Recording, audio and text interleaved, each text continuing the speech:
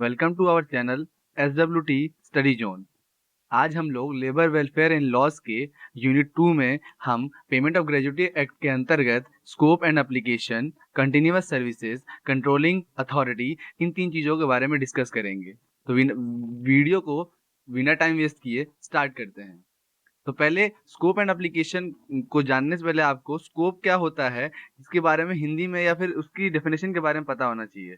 Basically scope को हम लोग कार्य क्षेत्र कहते हैं, ठीक है। कार्य क्षेत्र मतलब होता है, स्कोप मतलब ये है कि किसी भी कंपनी का कहाँ तक एक काम करने का जगह होना चाहिए या फिर उनका मतलब वो कब तक कहाँ तक सीमित हो सकते हैं, ठीक है। तो आइए डिस्कस करते हैं। इसमें लिखा है every factory as defined in factories act, मतलब कि सारे फैक्ट्री में payment of gratuity act applicable है, जो कि फैक्ट्रीज एक्ट में डिफाइंड है।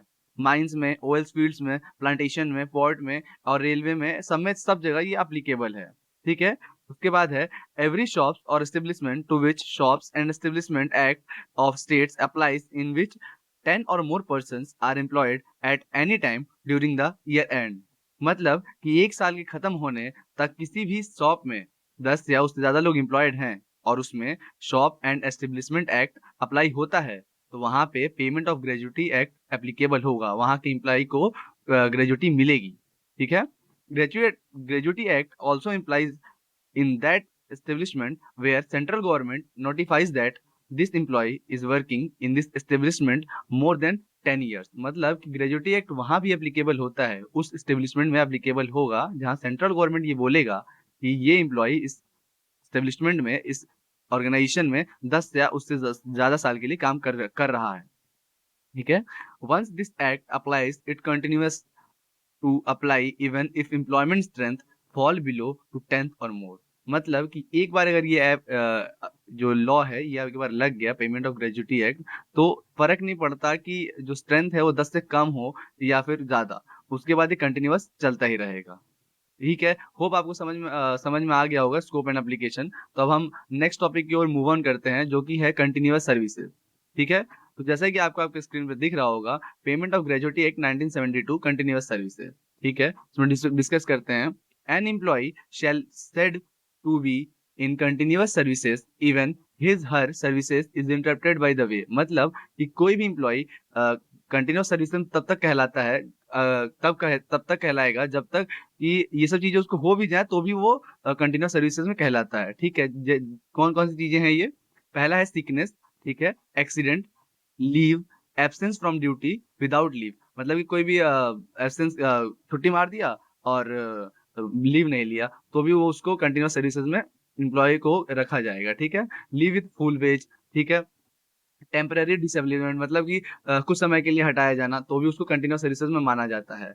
लेड ऑफ पीरियड या मैटरनिटी लीव, बेसिकली जो वुमेन वर्क होती हैं यही लेती है मैटरनिटी लीव, जो कि उनके बेबी शिशु जिसे कहते हैं, शिशु होने के समय या फिर प्रेगनेंसी के समय ये सब लिया जाता है, ठीक है। इसका सेकंड पॉइंट हम डिस्कस करें तो कहता है कि continuous services basically means as employ shall be paid to be in continuous services for the period if he has for that period been is an uninterrupted services, मतलब कि continuous services basically ये कहता है कि कोई भी employ continuous services तब तक का होता है जब तक किसी भी कारण से वो उसकी सर्विसेज जो है अनइंटरप्टेड रहे, इंटरप्ट ना हो, ठीक है। होप आपको ये भी पॉइंट क्लियर हो चुका होगा। अब हमारे नेक्स्ट पॉइंट की ओर मूव ऑन करते हैं, जो कि कंटिन्यूअस कंट्रोलिंग अथॉरिटी है। Payment of gratuity act 1972 controlling authority. Controlling authority means an authority appointed by central government under section 3, मतलब कि कंट्रोलिंग अथॉरिटी वो अथॉरिटी होती है जो कि सेंट्रल गवर्नमेंट के द्वारा अपॉइंट की जाती है। द अप्रोप्रिएट गवर्नमेंट और central government may by notification published in the official papers for the appointment of any officer to be a controlling authority who shall be responsible for the administration of the act, मतलब कि जो central government है, appropriate government है, वो notification के द्वारा official papers में एक मेंशन करवा देता है कि हम एक ऑफिसर को अपॉइंट कर रहे हैं जो कि उस पूरे एक्ट का, पूरे एडमिनिस्ट्रेशन का रिस्पॉन्सिबल होगा, ठीक है। यही हिंदी में लिखा है, इट मींस कि अप्रोप्रिएट गवर्नमेंट और सेंट्रल गवर्नमेंट नोटिफिकेशन के द्वारा एक ऑफिसर अपॉइंट करेगा जो कि रिस्पॉन्सिबल होगा उस पूरे एक्ट के एडमिनिस्ट्रेशन का, ठीक है। और तीसरा पॉइंट ये कहता है कि different controlling authorities may be appointed for different areas, मतलब कि बहुत सारी कंट्रोलिंग अथॉरिटी हो सकती हैं बहुत सारे एरियाज के लिए।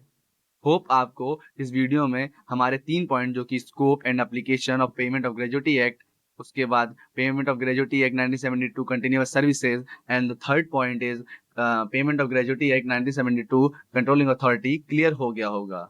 कोई समस्या होती है इसको लेकर के तो आप कमेंट में कमेंट कर सकते हैं, और वीडियो चाहिए तो उसके लिए भी आप कमेंट कर सकते हैं। अगर आपको ये वीडियो पसंद आई हो, अच्छा लगा हो, तो लाइक, कमेंट, सब्सक्राइब, शेयर कर सकते हैं, और ज़्यादा से ज़्यादा इसको शेयर करें। Thank you so much.